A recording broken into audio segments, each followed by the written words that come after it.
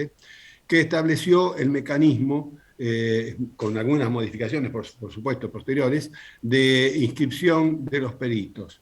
Los peritos se inscriben para actuar como tales, los peritos de oficio, los meses, todos los años, durante el mes de septiembre, desde el primer día hábil de septiembre hasta el último día hábil de septiembre.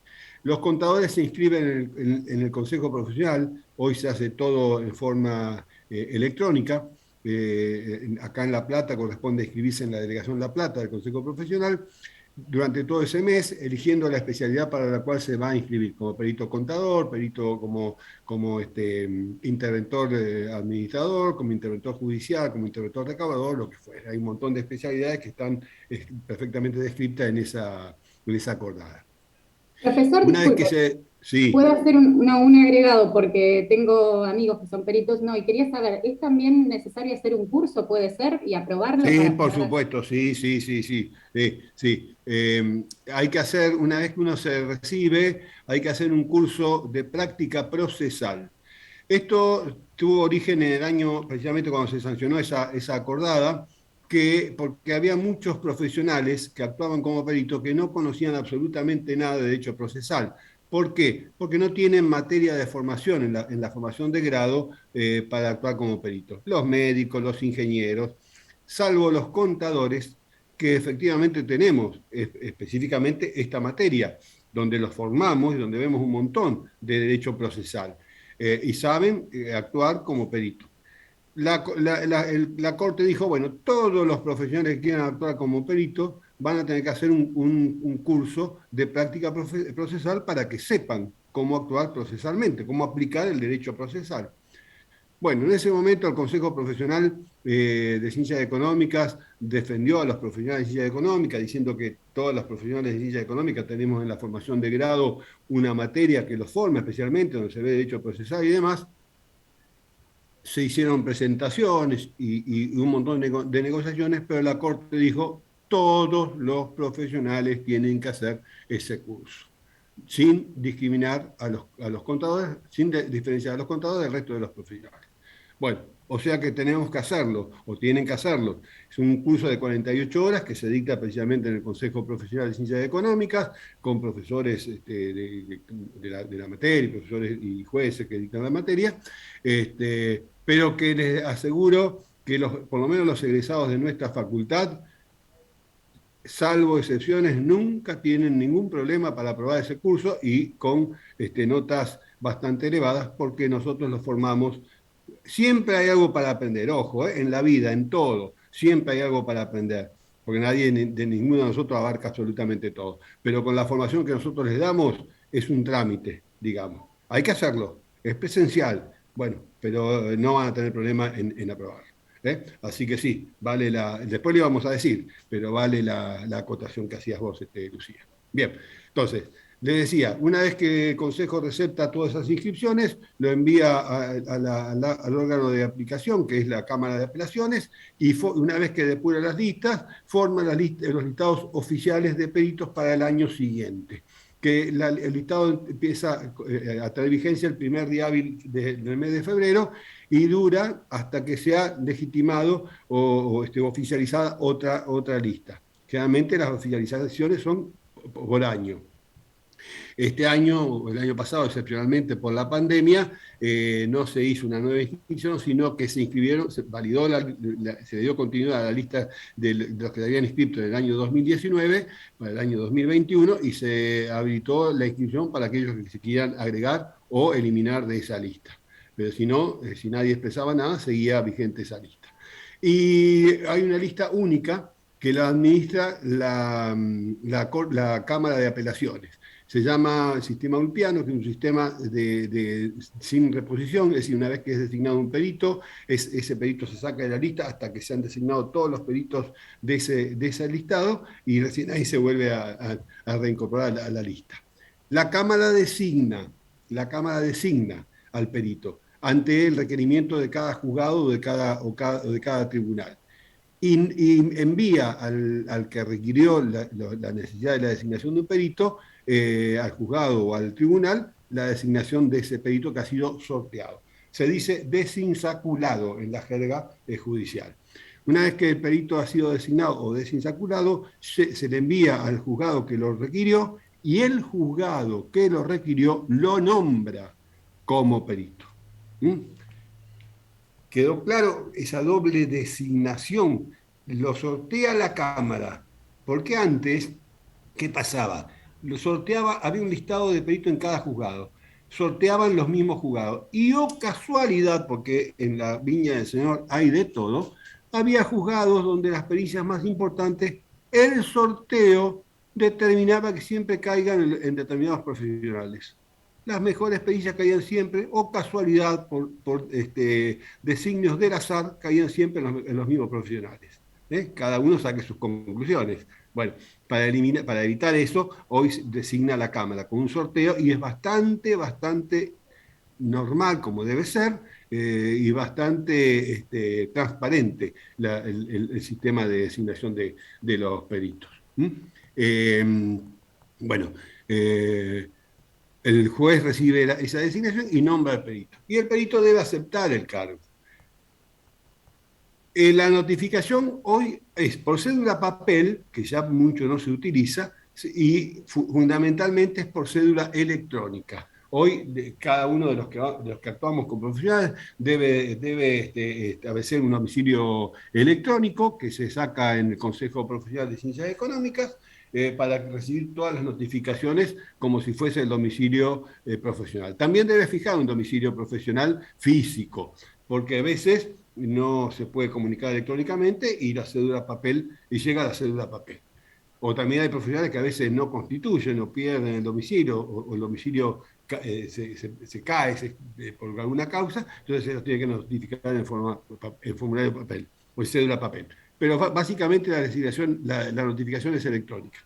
Y también puede ser personalmente, porque a veces el perito se entera que ha sido designado y todavía el juez no mandó la notificación electrónica y se presenta en el juzgado cuando hay presencialidad, hoy no hay presencialidad, y acepta personalmente. Va directamente sin haber recibido la cédula y decir, mire, fui designado en este juicio, vengo a aceptar el cargo. Hay 3 días posteriores a la notificación para aceptar el cargo.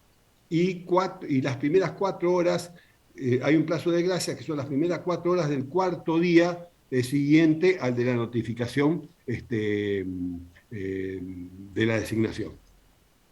Después vamos a ver qué particularidades tiene hoy este sistema de notificaciones electrónicas, porque tiene algunas particularidades. Pero fundamentalmente son 3 días. Aceptar el cargo y jurar realizar la labor como corresponde, el juramento de ley.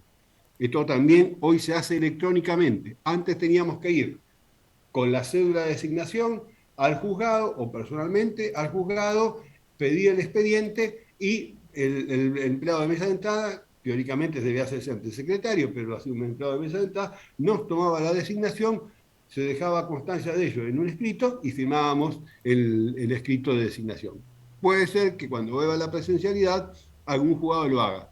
Calculo que no, hoy se hace todo electrónicamente. Entonces, hoy la aceptación del cargo es electrónica. Por eso decía, se hace ante el secretario o el oficial mayor, hoy se hace directamente electrónicamente. Antes había que exhibir cédula, documento y o credencial. Bueno, como les digo hoy, es en forma digital, en forma electrónica. Directamente, teniendo un token, que es la firma electrónica que uno tiene que tenerla legitimada y habilitada por el Consejo Profesional y por la Corte Suprema de Justicia, por la Suprema Corte de Justicia de la Provincia de Buenos Aires, y es como si firmáramos hologramamente, no sabe la palabra, como si lo firmáramos de puño y letra. Es lo mismo. Por eso tiene que ser el token es como un pendrive especialmente habilitado, con determinados requisitos de seguridad para que uno no pueda ser alterado. Y lo tiene exclusivamente uno, con una clave de ingreso, con 2 claves de ingreso para poder usar esa firma digital. El cómputo del plazo, como dije, es a partir del día siguiente al de la designación, pero hoy con la designación electrónica se computa, antes se computaba desde el día que se recibía la cédula, a partir del día hábil judicial siguiente, los 3 días. Hoy es así. Se empieza a computar los 3 días a partir del martes o el viernes siguiente al de la recepción de la notificación electrónica. De forma tal que si la notificación se recibe un viernes, recién el plazo empieza a correr a partir del martes siguiente, los 3 días. Si uno lo recibe un lunes, se empieza a computar a partir del martes siguiente a ese lunes. Y si uno lo recibe un miércoles, se empieza a computar a partir del viernes siguiente a ese miércoles. Eso es así a partir de todo el sistema de notificaciones electrónicas. Y esto hay que tenerlo muy en cuenta, porque si nos pasamos de esos días, nos pueden dar por decaído el derecho a aceptar el cargo, o la obligación de aceptar el cargo. Y eso implica una sanción, ahora vamos a ver, una penalización al profesional. Ahora a continuación lo vamos a ver. Antes, cuando íbamos al expediente, al juzgado a aceptar el cargo personalmente, eh, para ubicar el expediente, los juzgados tienen una estructura de madera con casilleros, como si fuese un panal de abejas, para que ustedes se imaginen cómo es en la práctica, donde se agrupan por letra los expedientes. Porque se imaginan que si nosotros tenemos que pedir un expediente y no estuviese organizado de esta manera, en 2.000, 3.000 expedientes que tiene un juzgado es imposible ubicarlo. ¿Qué es el expediente? Lo dijimos, es la agregación, la acumulación de las distintas actuaciones que se van desarrollando por orden cronológico en un proceso judicial. El expediente, el juicio, tiene un nombre que se llama carátula del juicio. ¿Cómo se forma la carátula del juicio? Con el nombre del actor contra, se dice C barra, contra el demandado sobre ese barra el objeto o la naturaleza jurídica del proceso. Por ejemplo, me echan a mí de la universidad y yo tengo que demandar por despido injustificado a la universidad. Entonces, le hago un juicio a la universidad. ¿Cómo se va a llamar ese proceso? Y el nombre del actor que voy a hacer yo es por apellido y nombre. Entonces va a ser Ocaranza Carlos contra Universidad Nacional de La Plata sobre despido. Actor contra demandado sobre la naturaleza jurídica del proceso involucrado o de la cuestión que estoy reclamando.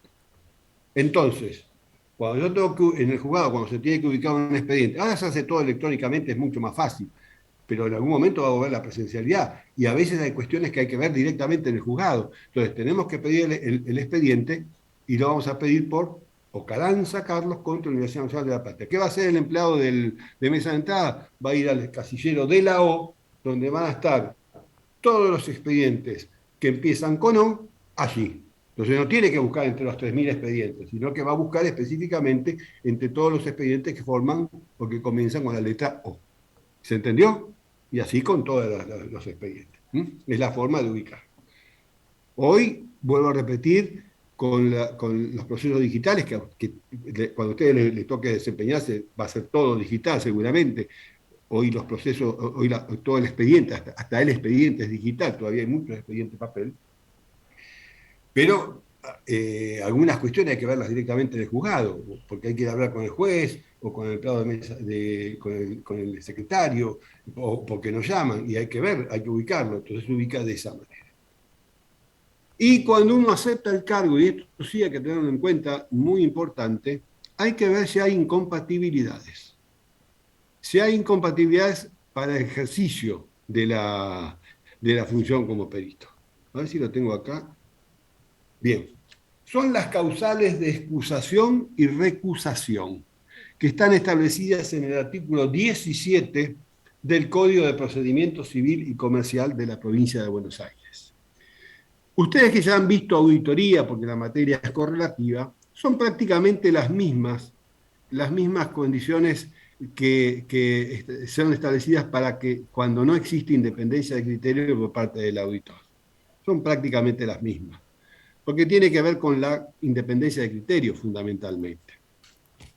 El artículo 17 del Código de Procedimiento establece las incompatibilidades para ejercer como juez en una determinada causa.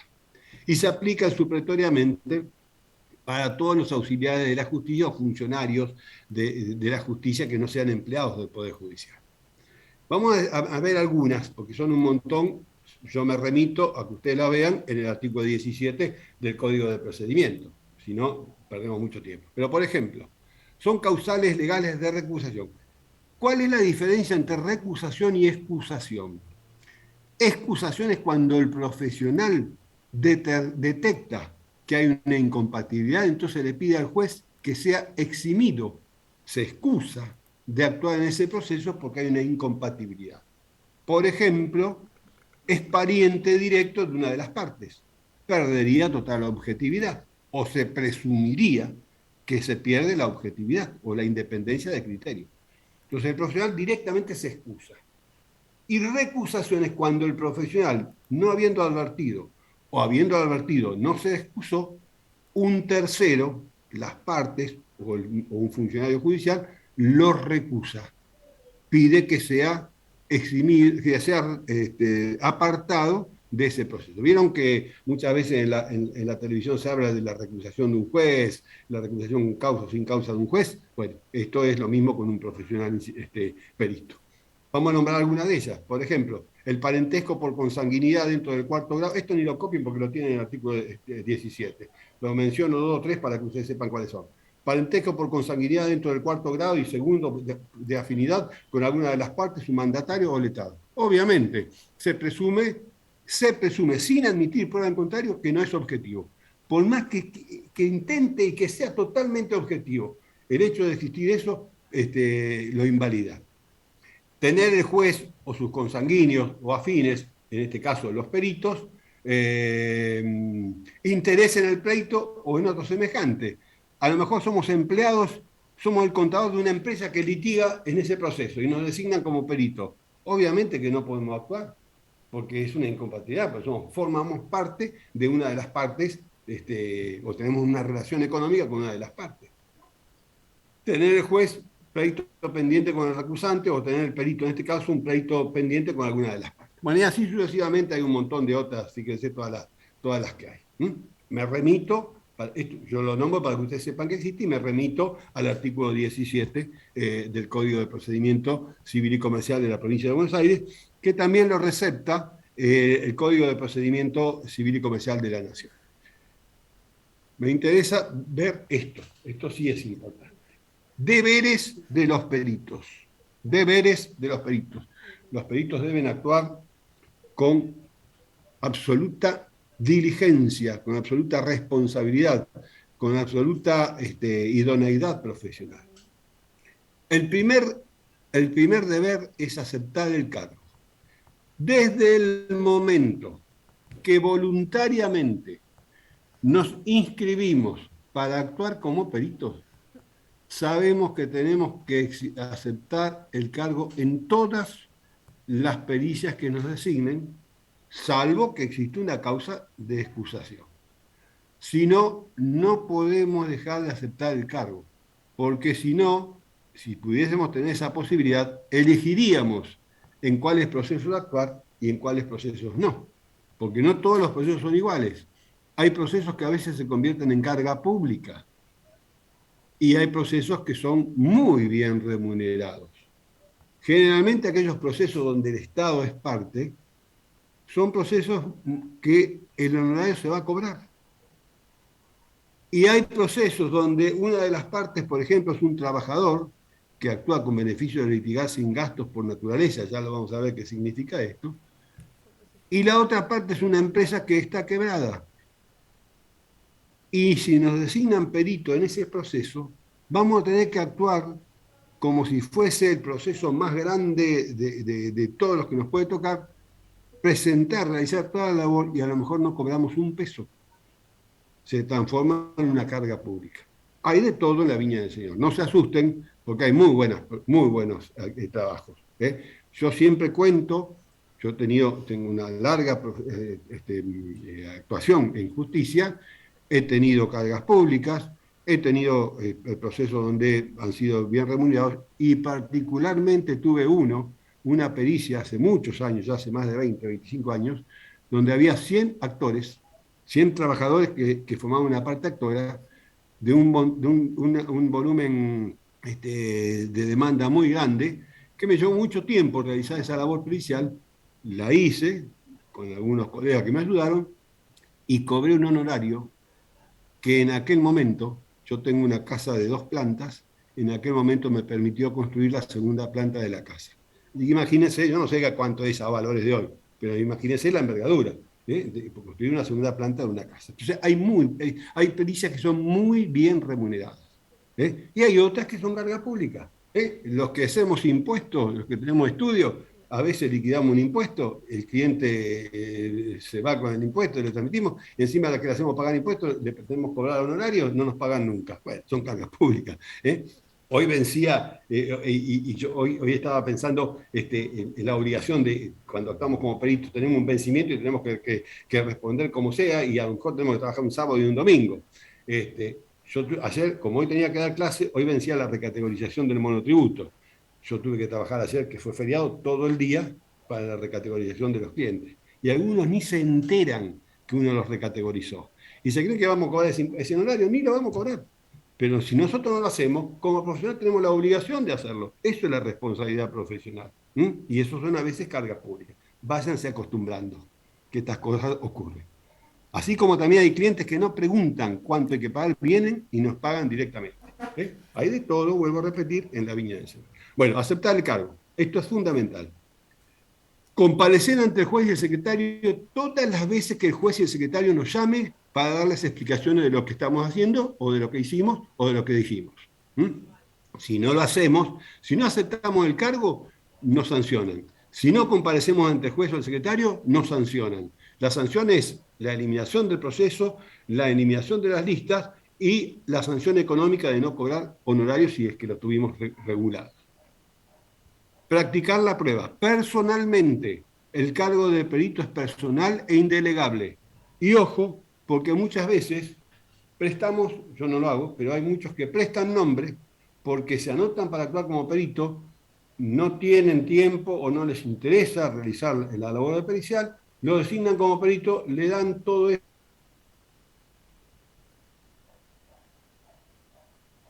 Se enteraron de lo que hicieron. Profesor, Sí, se le cortó un cachito.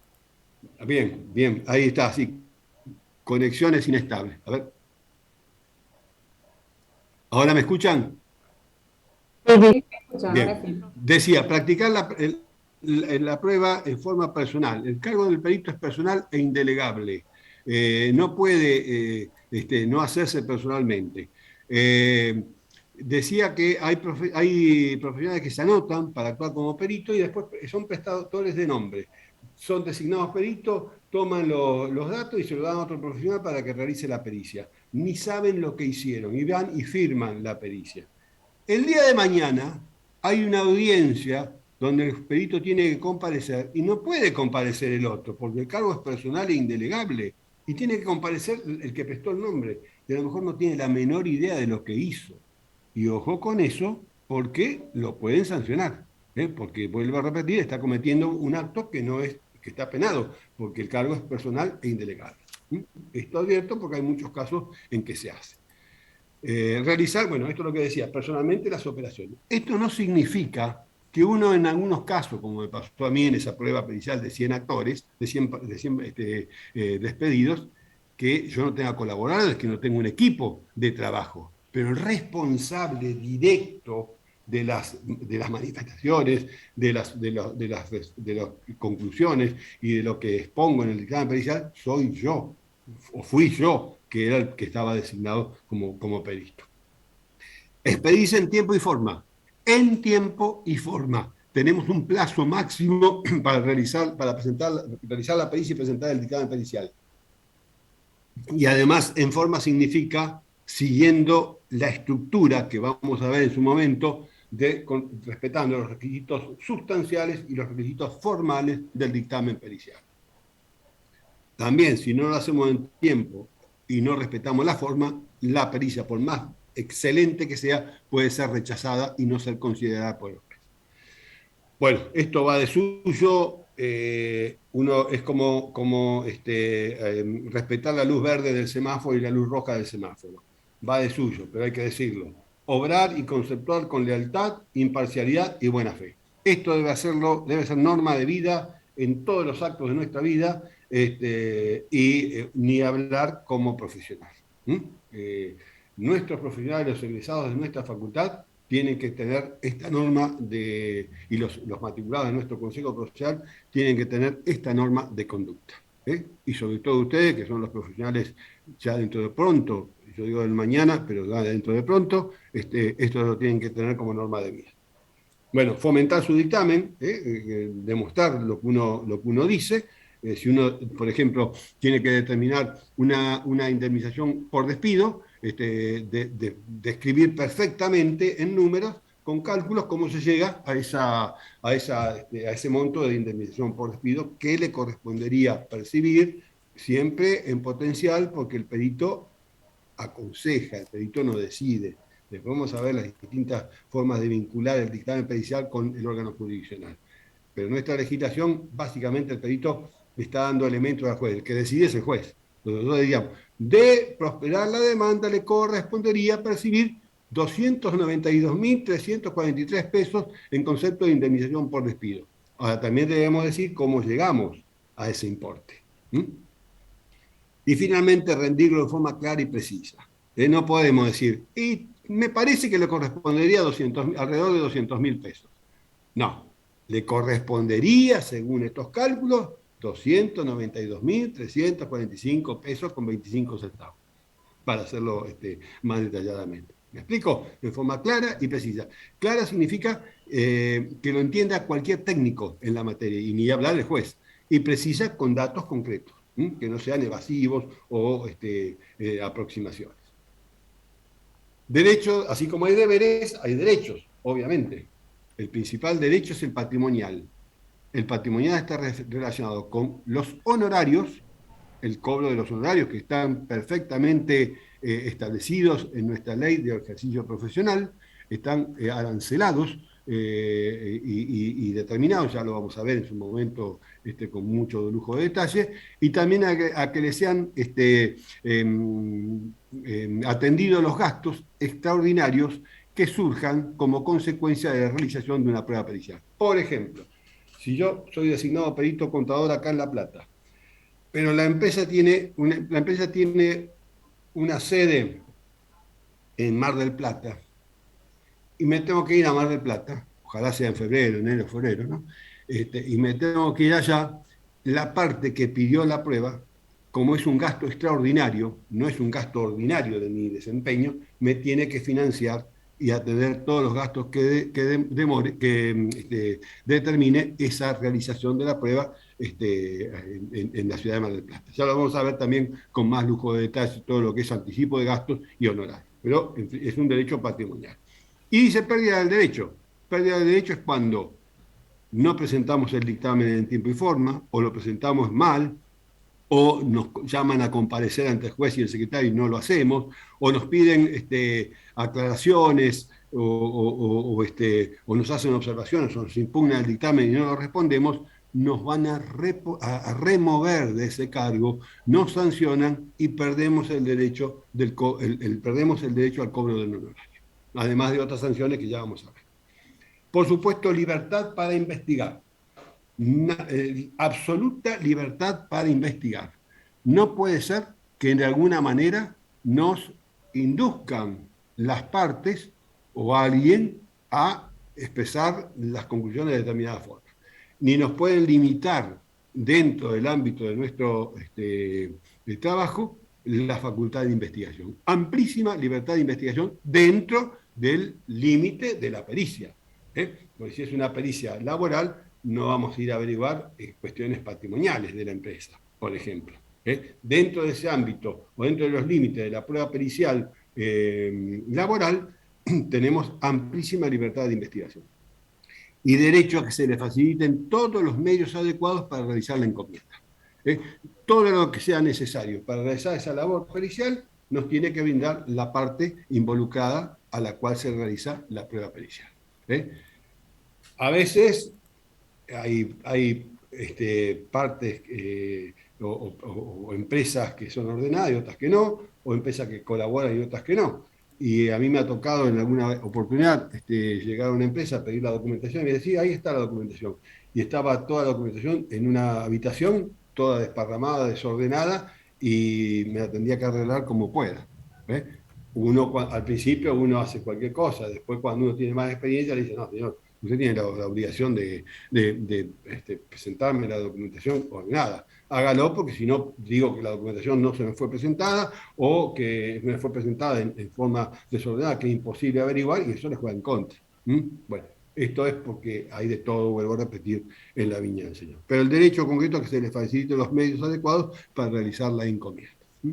No se le puede limitar la actuación del perito de ninguna manera. Otros aspectos. Cuando presentamos la prueba pericial, se le da, con el dictamen pericial, que lo vamos a ver en la clase próxima, se le da traslado a las partes. ¿Para qué? Para que las partes analicen las conclusiones del perito y puedan formular observaciones, pedido de aclaraciones al perito, pedido de explicaciones o ampliaciones. En realidad la ampliación solamente la puede pedir, como dije anteriormente, el juez, o hasta nos pueden impugnar el dictamen pericial. Impugnar el dictamen pericial es invalidar técnicamente y jurídicamente el contenido del dictamen pericial, lo cual es algo muy grave. También lo vamos a ver más adelante con más detalle. Y el juez puede declarar nula una pericia y pedir una nueva pericia. Está en todas sus facultades. Fíjense que el juez puede ampliar los puntos de pericia, como dije hoy, como medida para mejor proveer, o pedir una nueva pericia. Puede haber un dictamen inmediato, a veces es muy necesario la rapidez. El dictamen inmediato es cuando el juez le dice, señor perito, vaya, averigüe esta información y venga mañana que tenga una audiencia a informar lo que ha visto o la información que ha obtenido. Eso es un dictamen inmediato. Si no, hay tiempos necesarios para presentar el dictamen. Y las medidas complementarias, esto que yo les decía, que el juez puede pedir cualquier medida que considere necesaria para mejor resolver la cuestión controvertida. Seguimos. Responsabilidad de los peritos. Y acá hay que tener mucho cuidado, porque así como tenemos obligaciones y derechos, como en cualquier ámbito del ejercicio profesional, tenemos responsabilidades de distinto tipo. Y en este sentido tenemos la más grave, que es la responsabilidad penal, la responsabilidad civil, la responsabilidad administrativa y la responsabilidad profesional. Fíjense, todos los tipos de responsabilidad que asumimos como profesionales, yo diría como personas, como individuos, como ciudadanos, con más razón en el ejercicio de una profesión. Responsabilidad penal es cuando el perito ha realizado su labor con culpa grave, dolo o fraude. Por ejemplo, cuando es incentivado por una de las partes para realizar la labor, y esto es comprobado, o cuando es profeso, expone los puntos o resuelve los puntos de pericia de acuerdo a una conveniencia determinada, no a esa objetividad o independencia de criterio. Cuando caen en lo que se llama dictamen falso. Ustedes saben, ustedes han estudiado auditoría, que puede haber, hay balance falso. Bueno, esto es similar al balance falso. Con más razón, el profesional, que es el que ha hecho ese dictamen falso. Y esto tiene pena de privación de la libertad. Es un delito penal, que está tipificado en el Código Penal. Ustedes saben que no hay delito penal si no está tipificado en el Código Penal. Bueno, este es un delito tipificado, balance falso o dictamen falso. Y tiene pena de privación de la libertad. Si hay responsabilidad penal, hay responsabilidad civil. Ahora, puede haber responsabilidad civil sin haber responsabilidad penal. Responsabilidad civil es responder por los daños y perjuicios que se haya originado a una persona en este caso alguna de las partes, por una actuación negligente del perito. No necesariamente con culpa grave, fraude o dolo fraude, pero a veces por negligente. A veces no lo designa perito y es negligente, hace mal el dictamen, ignora porque no tiene la capacidad para responder los puntos, o lo que les dije anteriormente, presta el nombre y cuando va a la audiencia no sabe para dónde disparar, o no lo responde en tiempo y forma y ocasiona un perjuicio a las partes. Entonces debe responder por los daños y perjuicios que originó a una de las partes. En ambos casos, si hay penal, hay civil, y si hay civil, hay en ambos casos responsabilidad administrativa dentro del proceso judicial. ¿Qué es la responsabilidad administrativa? La remoción del cargo. Lo sacan, lo remueven y lo sacan del cargo. Y eso implica la pérdida del derecho del cobro de honorarios, pero además la sanción de remoción implica la eliminación no solamente del proceso, sino de todos los procesos en los cuales se encuentra actuando y la eliminación de la lista. O sea que si esa sanción se produce en abril de un año, ya no puede actuar en todo lo que resta de ese periodo. Pero además se lo suspende por un año para anotarse. Por lo tanto, tampoco se puede anotar para actuar el año que viene. Entonces tiene 2 años de prohibición para actuar. Y la cosa no termina ahí, porque si pasa eso, se considera un mal ejercicio de la profesión. Y si se considera un mal ejercicio de la profesión, ¿qué hace la Suprema Corte de Justicia? Comunica al Consejo Profesional de Ciencias Económicas, y ya actuamos nosotros los integrantes del Tribunal de Ética, y de acuerdo a la gravedad de la sanción administrativa, que a veces puede ser una eliminación porque las partes nunca consintieron el dictamen, o puede ser una eliminación porque actuó penalmente y con responsabilidad civil, y ahí el Consejo Profesional, a través del Tribunal de Ética, juzga su conducta y lo sanciona con la graduación que dije hoy. Advertencia, amonestación privada, amonestación pública, suspensión de la matrícula o cancelación de la matrícula. Así que fíjense todas las responsabilidades que asumimos como profesional. Obviamente que si actuamos, como dije hoy, con lealtad, con honestidad, con dedicación profesional y con el decoro profesional, no vamos a tener ningún problema. A veces nos pueden impugnar el dictamen y nos podemos equivocar, obviamente que nos podemos equivocar, porque somos humanos, nadie sabe todo y a veces hacemos mal un cálculo. Bueno, nos observan ese cálculo, lo podemos volver a hacer y decir que nos equivocamos. Ahí no hay problema, pero si actuamos mal, podemos tener todos esos tipos de responsabilidad.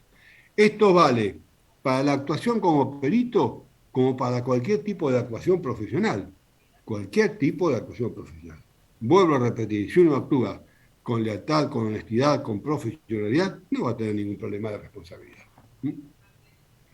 Esto es muy importante. La forma de practicar las diligencias, o la forma de practicar, sí, bien digo, las diligencias. En definitiva, cómo realizar una labor pericial.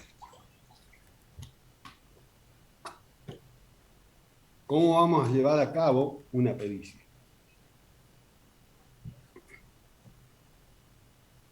En primer lugar, esto ya lo dije, el perito debe dirigirse al juzgado. Hoy esto se hace electrónicamente y a ustedes seguramente en la vida profesional les va a tocar realizar todo esto electrónicamente, digitalmente, pero muchas veces tenemos que ir al juzgado a ver alguna cuestión específica. Comparecer al juzgado significa ir al juzgado, presentarse en la mesa de entrada del juzgado. Nuestros juzgados, básicamente los civiles y comerciales, los laborales, para los que son de La Plata, están en 13 y 48, en la sede de la Suprema Corte de Justicia, o los laborales específicamente en el edificio de 13 y 48. Después hay otros juzgados de menores, de familia o penales ubicados en otros lugares. Pero básicamente nosotros vamos a trabajar en civil y comercial y laboral o del trabajo. Etapas de las diligencias periciales. Básicamente las etapas son las siguientes: preparación y planificación de la labor a realizar, examen propiamente dicho y dictamen. Esto tiene que ver también con lo que ustedes vieron en la auditoría, que es la planificación de una labor de auditoría. Por eso las materias son tan relacionadas y son complementarias, son correlativas. ¿Qué es la preparación y planificación? Ello implica estudio, préstamo y devolución del expediente. Estudio del expediente. Cuando el expediente era papel, y todavía hay muchos expedientes que son papel, pedíamos el expediente en préstamo, lo llevábamos a nuestro domicilio para analizarlo. Porque muchas veces hay muchos elementos incorporados en el expediente, materiales que nos sirven de base para realizar la peritación. Hoy, como el expediente es electrónico, tenemos acceso directamente. No en todos los casos, no todos los juzgados tienen implementado el expediente electrónico en su totalidad. Tener el expediente electrónico en su totalidad implica que la demanda esté presentada electrónicamente, la contestación de la demanda esté presentada electrónicamente y que tengamos acceso a todos los elementos electrónicamente. Los que trabajan en la administración pública saben que hoy los expedientes son electrónicos y tienen acceso directamente a todo el expediente en forma electrónica. Esto en la justicia se tiende a eso, pero no todos los juzgados lo tienen debidamente implementado. Y no todos los expedientes son electrónicos, porque a lo mejor nos toca actuar en un proceso que es mayoritariamente papel, porque ya tiene unos años de llevado a cabo. Entonces, si es electrónico, vamos a tener acceso a todos los elementos directamente. Si no, vamos a tener que pedir en préstamo el expediente y devolverlo en tiempo. Si nos solicitamos el expediente en préstamo, nos lo van a prestar por una cantidad de días determinados. Y debemos devolverlo dentro de ese plazo, porque si no podemos ser sancionados. Y cuando el expediente era papel, o es papel todavía, y uno pide el expediente prestado, tiene que tener mucho cuidado, porque en ese momento es responsable de la custodia del expediente. Y si uno lo deja en el auto y le roban el auto y se va al auto con el expediente que había dejado en el auto, es responsable y puede ser sancionado hasta penal y civilmente por esa pérdida. O como ha ocurrido en algunos colegas, o a mí me pasó cuando yo era muy joven, alguna vez fui joven, y tenía mis hijos chiquitos, yo tenía el estudio en mi casa en ese entonces, saqué el expediente en préstamo y en determinado momento lo encuentro a uno de mis hijos que tenía 1 año, 2 años, cerca del expediente a punto de jugar con él mismo, que ni entendía nada. Y mire si sacaba o rompía una hoja. Era responsable yo, una foja del expediente. Entonces, esto no ocurre más, pero digo, hay que tener cuidado con esas cosas. O lo deja en la mesa y tiene un gatito y va el gato y lo rasguña todo al expediente. Son extremos. Pero ¿qué quiero decir con esto? Si uno pide un expediente en préstamo, tiene que ser muy responsable de su custodia y de su tenencia. Porque cualquier daño al expediente somos responsables penal, civil, administrativa y profesionalmente. Bien. Bueno, recusación, excusación ya lo vimos. Anticipo para gastos, ya lo vamos a ver con más detenimiento. Uno dentro de los 3 días de aceptado el cargo tiene la posibilidad de pedir el anticipo para gastos cuando considera que para realizar la labor va a incurrir en gastos extraordinarios. ¿Cuáles son los gastos extraordinarios? Aquellos que no son ordinarios. Ordinarios son todos los gastos habituales que tenemos nosotros para el ejercicio profesional. Los gastos del estudio, la luz, el gas del estudio, el mantenimiento, las expensas, la matrícula, todo eso. Ahora, si tengo que viajar, como les dije hoy, a Mar del Plata, es un gasto extraordinario. Lo tiene que anticipar la parte que pidió la prueba. Después lo vamos a ver, vuelvo a repetir, con más detalle. Hoy, con el domicilio electrónico no hay tanto problema, pero cuando teníamos el domicilio físico, exclusivamente, teníamos que comunicar cada cambio de domicilio, porque las notificaciones nos llegaban a ese domicilio que teníamos constituido en cada expediente. Aunque también hay que constituir el domicilio físico, aunque tengamos el electrónico. Y respetar el tiempo que nos concede el juez para expedirnos. Hay un plazo general de 40 días hábiles judiciales para responder, pero el juez puede poner un plazo menor. Y hay juzgados que directamente en el acto apertura, perdón, de aceptación del cargo, ya directamente están emplazando al perito para que lo responda en una menor cantidad de días. Y hay que hacerlo dentro de ese tiempo, porque si lo hacemos fuera de ese tiempo, nos pueden, nos consideran extemporáneo la presentación y nos pueden rechazar el dictamen pericial, por más bueno y excelente que sea. Después vamos a ver que hay algunas posibilidades de pedir en un caso justificado que sea considerado esa presentación por un principio de economía procesal. Bien. A ver, ¿qué más hay acá? Las partes tienen el derecho de asistir al desarrollo de la encomienda o de la pericia, porque son los directamente interesados en el contenido de los puntos de pericia que han ofrecido y en cómo se respondan esos puntos de pericia. Ahora bien, ¿qué alcance tiene esa presentación, esa asistencia de las partes al desarrollo de la prueba? ¿Qué significa esto? Que cuando el perito va a tomar los datos, va a realizar todo lo necesario para poder contestar los puntos de pericia, que las partes pueden estar presentes. ¿Qué alcance tiene esa presentación, esa asistencia de las partes?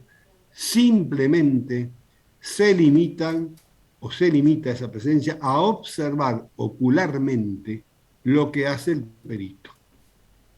No pueden hacer en ese momento ningún tipo de observación, cuestionamiento, pedido de aclaración al perito, porque solamente tienen ese derecho de asistir. La posibilidad de pedir, de observar, de pedir explicaciones o de cuestionar la actuación del perito es una vez que el perito presenta el dictamen pericial, como le dije hoy, y se le da traslado a las partes. Hay todo un tiempo que ya lo vamos a ver en su momento. Fundamentalmente tienen 5 días desde la notificación para formular cualquier tipo de observación. Pero en ese momento, no en el momento de la asistencia a la toma de datos del perito. Y ojo, que las partes muchas veces quieren inducir al perito a que responda de una determinada manera. Sobre todo cuando el perito es muy joven, porque recién empieza a realizar la labor pericial, y puede ser que le toque un abogado, que hay abogados muy complicados, y que le diga de todo al perito y lo induzca a realizar, a opinar, perdón, a dictaminar como a ellos le convenga. Uno ahí tiene que tener la suficiente autoridad, porque la tenemos, para decirle, señor, o se comporta como la gente, o le pido que se retire, o me retiro e informo al juez que fui hostigado y molestado para realizar mi labor. Y ojo, que cuando uno actúa así, hasta el más guapo arruga, hasta el más guapo arruga. Por eso hay que actuar siempre con presencia, con autoridad, con determinación y con profesionalidad, porque la van a tener a veces con menos experiencia y cuando tienen más años de profesión, con más experiencia. Pero ustedes van a ser auxiliares de la justicia. Y ser auxiliar de la justicia significa ser los ojos del juez en el lugar donde uno está peritando. Tenemos una función, entre comillas, delegada del juez. Le vamos a brindar información al juez, entonces tenemos esa facultad. Sin cometer abuso de dictamen, sin cometer abuso de autoridad, por supuesto, pero tenemos esa autoridad. Bueno, las observaciones es lo que le acabo de decir, y debemos informar día y hora, si lo pide la parte, en que vamos a asistir a realizar la labor pericial. Ese día y hora, obviamente, que lo tenemos que respetar y cumplir. Si indicamos un día y una hora que vamos a concurrir a realizar la labor, seguramente previamente la podemos haber combinado con la empresa donde tenemos que realizar la prueba pericial o el lugar donde tenemos que peritar y respetarlo, porque si no lo respetamos la parte nos puede cuestionar. Ahora, ¿qué puede pasar? Que nosotros informemos día y hora, vayamos y la parte no asista. Está en todo su derecho. Puede pedir que un informe, pero no tiene la obligación la parte de asistir. Es un derecho de la parte. Y nosotros debemos realizar la labor tranquilamente como si la parte estuviera presente. ¿Mm? Cuando el perito pasa a deliberar, ¿qué significa cuando el perito pasa a deliberar? Cuando el perito pasa ya a realizar, a formar la opinión que va a expresar ante cada punto de pericia, ya la parte no tiene ningún derecho a asistir. Eso es una actividad pura y exclusivamente personal y cognitiva del perito. ¿Eh? El perito lo hace, por supuesto, en su oficina, en su estudio, en su casa o donde fuere. Pero es una actividad propia del perito. Ahí la parte, vuelvo a repetir, ya la parte puede asistir a la toma de datos, nada más. Después tendrá otra oportunidad o esta etapa procesal, como dije anteriormente, para realizar las observaciones, pedidos de aclaraciones o impugnaciones que considere que hacen a su derecho. Pero cuando el perito pasa a formular sus conclusiones, eso es una actividad propia y exclusiva del perito, como así también es su responsabilidad. Profesor, perdón, Sí, dijo que el tema de informar el día y hora en que vamos a realizar la sí. pericia es obligación siempre o solo si la parte pide. No, solo si la parte lo pide. Solo si la parte lo pide. La parte lo debe pedir presentándose en el expediente diciendo que si el perito va a realizar la labor, informe el día y hora en que lo va a realizar o directamente cuando ofrece la prueba. Pero lo tiene que pedir. Si no, el perito va cuando puede, cuando le conviene o cuando se le presenta. Siempre, ojo, respetando el tiempo máximo que tenemos y que nos asignó el juez para realizar la labor. Y como somos argentinos, muchas veces vamos dejando las cosas para último momento, como cuando tienen que estudiar la materia y se les acerca el parcial. Entonces dejan todo para 3 o 4 días antes del parcial, y esta es una materia que en 3 o 4 días no se puede estudiar, sino que lo tienen que seguir, porque es muy larga la materia. Y en la pericia pasa lo mismo, y a veces como lo hacemos cuando podemos, porque trabajamos en relación de dependencia, tenemos otras actividades, y después vemos que nos faltan 3 o 4 días para presentar, para que nos venza el plazo, y ahí nos volvemos locos. Y a veces no nos alcanza el tiempo. Después vamos a ver que tenemos en algún momento la posibilidad de pedir una ampliación de plazo. Pero la ampliación del plazo tiene que ser por una cuestión fundada, porque la pericia es muy compleja, porque no tuvimos acceso a la documentación. No decirle al juez, mire, fui negligente, me dejé estar y no me alcanzó el tiempo. Ahí el juez no va a decir, bueno, no, vaya, marche preso, lo lamento, es negligente. Lo remuevo y designo otro perito. Pues hay que tener mucho cuidado con eso. Clases de peritos. Hay 3 clases de peritos. Peritos de parte, peritos oficiales y peritos de oficio. Un poco ya lo vimos esto con anterioridad. Peritos de parte son ocasionales, actúan de 1 a 3 y fundamentalmente son en los procesos ordinarios, donde dijimos que puede haber hasta 3 peritos, ser designado uno o propuesto uno por cada parte y el tercero de ser designado por el juez. Esto prácticamente ya no ocurre mucho. Sí, en algunas jurisdicciones puede haber peritos de parte como auxiliar de la parte, o como vamos a ver en algún momento, los que se llaman consultor técnico, que es un patrocinante técnico de la parte, que responde a la parte y que actúa para asesorar a la parte respecto de lo que hace el perito designado oficialmente o de oficio por el juez. Pero bueno, la ley lo contempla, el código lo contempla y lo da. Lo que sí hay, como les dije hoy, peritos oficiales que son continuos, que son funcionarios de la justicia, son empleados del Poder Judicial con la jerarquía de funcionarios y que forman parte de lo que se llama asesoría pericial, que hay una asesoría pericial en cada departamento judicial en la provincia de Buenos Aires. Estos peritos oficiales actúan en muchos procesos, generalmente en procesos más complejos, en procesos penales, en procesos penales económicos o en procesos de una complejidad muy alta.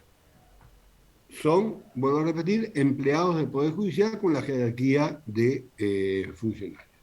Pero la mayoría de los peritos, como ya les expliqué, van a actuar de oficio, son semicontinuos y son los que surgen de esas listas que hoy les expliqué cómo se forman para actuar como tales. Y repito algo que dije hoy, desde el momento que uno actúa, que uno se anota voluntariamente para actuar como perito, está sometido a todas las obligaciones que implica el desarrollo de esa labor. Y si uno es designado perito en el mes de abril y justo uno tenía pensado tomarse unas vacaciones en el mes de abril, no puede dejar de aceptar el cargo porque se iba a tomar esas vacaciones, porque sabe que está sujeto a que pueda ser designado en cualquier momento. ¿Eh? Con lo cual, los contadores que somos esclavos, nos tenemos que tomar las vacaciones en enero o en la feria judicial de julio. En otro momento se nos complica y mucho. Pero como somos esclavos de la AFIP pone en el mes de enero vencimientos, recategorización de monotributo y otras cosas. Entonces tampoco nos podemos tomar vacaciones en enero, los que hacemos ejercicio profesional en el estudio. Así que bueno, por ahí nos podemos tomar 1 o 2 días, el 25 de diciembre, el 24 de diciembre y el 31 y el 1. Bueno, no es tan así, pero bueno, pero váyanse acostumbrando que mucho de esto ocurre.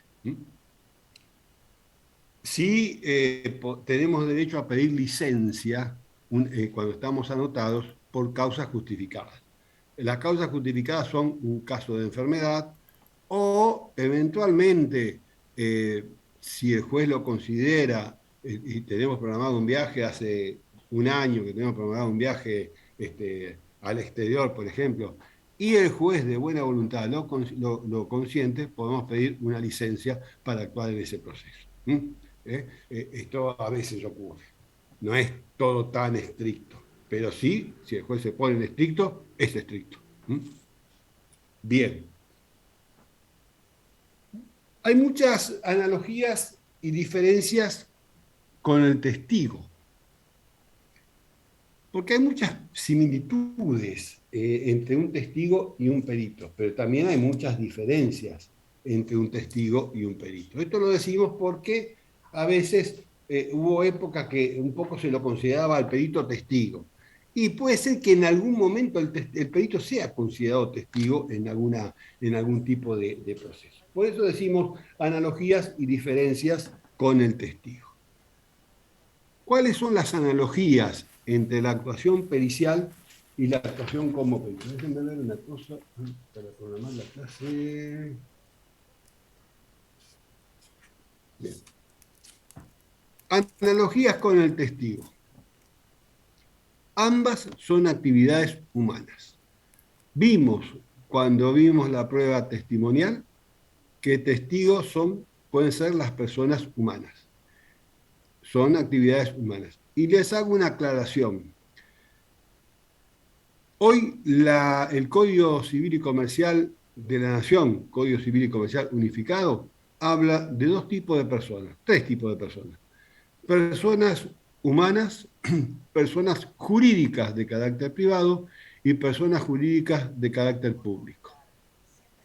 En mucha bibliografía, ustedes van a encontrar que se habla de personas físicas, porque hasta la vigencia del código anterior, la persona se lo denominaba persona física. Hoy se llama persona humana, y tenemos que acostumbrarnos a hablar de persona humana, porque así lo determina el código. Como si antes no fuesen humanos, también, obviamente, siempre fuimos humanos, pero se lo llamaba física, para diferenciarlo de las personas jurídicas. Hay que acostumbrarse a hablar de persona humana. La AFIP todavía tiene aplicativos que hablan de persona física. No se ha ayornado en muchos casos, en otros casos sí, pero hay que acostumbrarse a hablar de personas humanas. Esto lo aclaro porque tenemos que hablar técnicamente. Cuando presentamos un escrito, si nos referimos a una persona de existencia visible, como se decía antiguamente, hablamos de persona humana. Cuando veamos la ley de concurso de quiebra, que es del año 1995, vamos a ver que todavía la ley habla de personas de existencia visible y de personas de existencia ideal, porque la ley es vieja. Hoy hay que reemplazarlo por personas humanas o por personas jurídicas de carácter privado o de carácter público. Esto lo aclaro porque van a ser profesionales y es importantísimo que hablen como corresponde. Y más cuando rinden un examen conmigo. Yo no acepto que hablen de personas físicas, sino de personas humanas. soy estricto en esto porque tengo la obligación de formarlos como corresponde. Y en ese corresponde es que hablen como corresponde, valga la redundancia. ¿Está claro, chicos? El que avisa no traiciona, ¿eh? un viejo dicho. Bien, ambos son medios de prueba, la prueba pericial y la prueba testimonial. Son actividades procesales, son actividades que se dan dentro de un proceso judicial para que tengan validez como medio de prueba. Y son actividades que recaen sobre hechos. El perito debe analizar siempre cuestiones de hecho y no de derecho. Y como le dije, el testigo va a decir lo que sabe, lo que vio, lo que le contaron o lo que se enteró de un hecho del pasado, anterior a hoy. Eso es lo que hace un testigo que dijimos cuando vimos la prueba testimonial. Ahora, ¿cuáles son las diferencias? Que son muchas e importantes. El perito verifica un hecho mediante deducción y juicios técnicos o científicos, es decir, aplicando sus conocimientos específicos de una ciencia, técnica, arte, profesión u oficio, tal como lo dice el Código de Procedimiento. Es un experto que va a realizar una valoración objetiva de la cuestión que está analizando, la va a ponderar y la va a explicar. Mientras que el testigo, como les dije anteriormente, narra al juez, le cuenta al juez lo que haya percibido en el momento que sucedió el hecho. Es decir, le va a contar al juez lo que vio, lo que escuchó, lo que se enteró o lo que le contaron con distintos grados de validez sobre hechos del pasado. Hechos, como dije anteriormente, anteriores a hoy. El perito dictamina también sobre hechos del futuro. Puede ser que el perito sea llamado a intervenir para analizar un hecho, un estado proyectado, o un plan de empresa, o un plan de una posibilidad de pago de una deuda en el futuro, y pedir que dictamine sobre la posibilidad de cumplimiento de esa promesa de pago, analizando el flujo de fondos futuros de compra y venta y de la actividad de la empresa. Mientras que el perito siempre se refiere, el testigo siempre se refiere a hechos del pasado.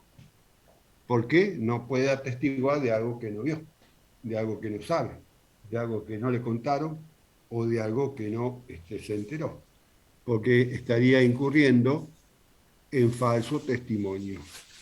Y el falso testimonio es similar al balance falso o al dictamen falso. El falso testimonio, por eso el viejo dicho de que transpira más que testigo falso, porque el falso testimonio está penado con la privación de la libertad. A pesar de que existe, las brujas no se sabe si existen, pero las hay, no se sabe si existe, pero hay testigos que son comprados y que son especialmente preparados para una cuestión determinada. Hay de todo, hay de todo. Bien. Perito recae también sobre voluntariamente quien asume este rol, porque sea de parte, sea oficial o sea de oficio, lo hace voluntariamente o obligatoriamente, pero se anotó para actuar voluntariamente.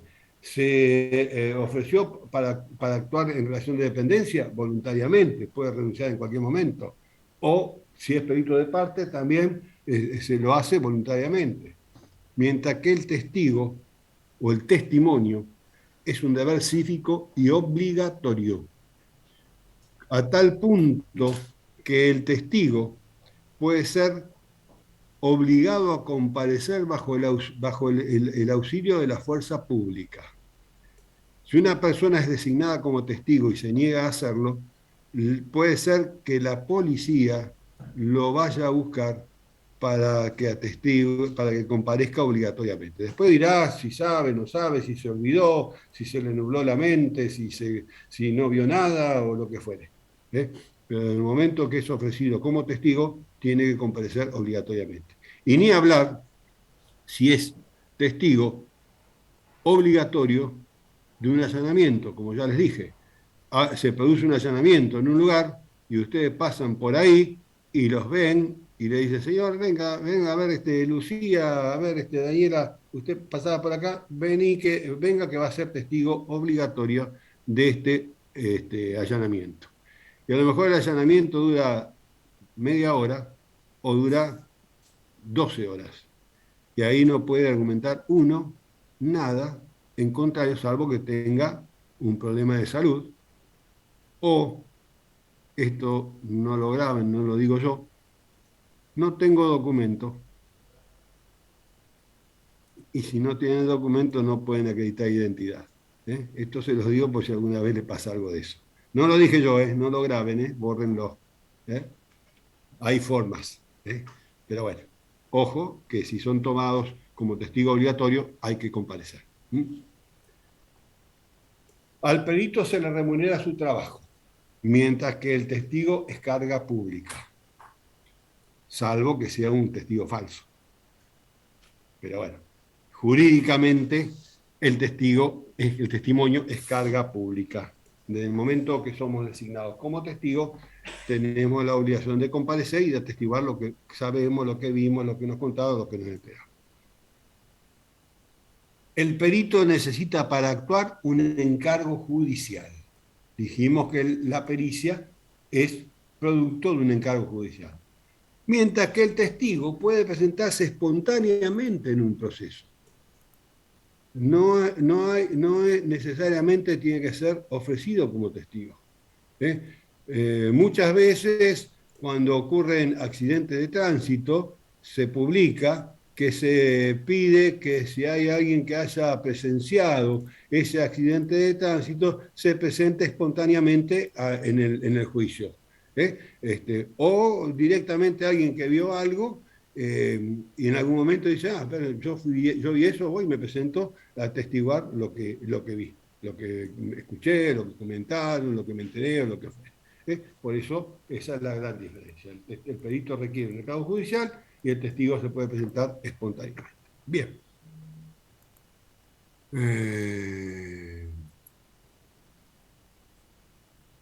Muy bien. Son las 18:55, ya estamos por terminar la clase. Y bueno, esto era todo lo que yo me había programado para dar hoy. Salvo que yo tenga algún inconveniente personal, siempre utilizo, porque la materia es tremendamente larga, trato de utilizar las 3 horas de la clase a full, con ese pequeño intervalo que hacemos. Bien, hasta acá llegó lo que yo tenía, vuelvo a repetir, planificado para dar hoy. Estos 5 minutos que quedan no nos podemos exceder porque una vez que termina nuestra hora empieza otro Zoom para otra clase, pero quedan estos 5 minutos para escuchar algún comentario, alguna duda o lo que quieran decir o hacer en este momento, más allá de que se quieran ir a terminar la clase. Bien, ¿algún comentario, chicos? Esteban ahí afirma con la cabeza que no. A ver, ¿por qué no ponen un poquito la pantalla, chicos? A ver, un poquito más. A ver, algunos que... Ahí está, así me gusta. Aunque sea 3 minutos, pero a verle conocerlos a ustedes. En la presencialidad yo los conozco a todos. En la virtualidad a veces se recibe alguno, se fui a alguno suyo. No sabía, nunca lo vi. ¿Por qué nunca lo vi? A lo mejor presenció todas las clases, pero nunca lo vi porque se ocultan detrás de la pantalla. Bien, así me gusta. Por lo menos unos cuantos que son guapos y se atreven a poner la pantalla. Bien. ¿Algún comentario, chicos? Les aconsejo, los que puedan, que asistan a la clase de los abogados, tanto del doctor Garovio como del doctor Lorenzo, porque además de ser excelentes profesionales y excelentes profesores, hay muchos aspectos, vuelvo a repetir, que se ven con conocimientos jurídicos, que si bien yo soy, vuelvo a repetir, especialista en derecho, me he especializado en todo lo que es derecho comercial, hay aspectos que son específicos de los abogados. Y que además no tengo el tiempo para profundizar aspectos de los abogados. Para eso tenemos, gracias a Dios, abogados en la materia. Y por supuesto, ni hablar, que eso es obligatorio, las clases prácticas. Y también les digo que si bien falta para el primer parcial, no vayan dejando de lado la materia. Yo no pretendo que ustedes vean exclusivamente actuación judicial, pero algunos tienen otras materias, algunos tienen esta única materia, vayan estudiándola, porque el parcial viene, está a la vuelta de la esquina, y esto no se puede estudiar en 2 o 3 días. Es muy larga la materia. Son 3 materias en una. 3 materias en una. Derecho procesal, organización de la justicia, la parte pericial, y ni hablar de la parte concursal. Cuando veamos la parte concursal, nosotros lo vamos a ver en 2 meses. Yo soy profesor de la carrera de posgrado, que dura 2 años.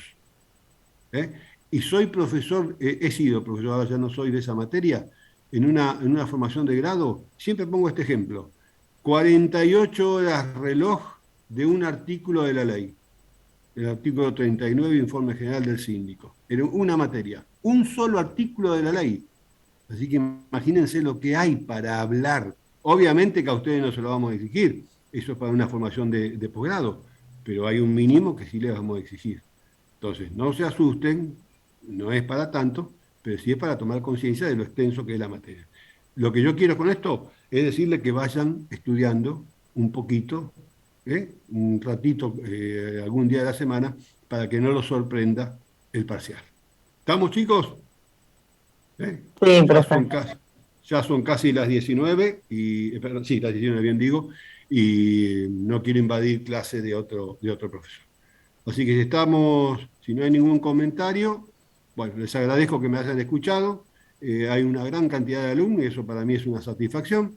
Espero no cansarlos, espero que sigan asistiendo a las clases y bueno, nos vemos el próximo martes. Bueno, muchas gracias, profesor. Gracias, Gracias. gracias a ustedes. Chao, Gracias a profe. ustedes.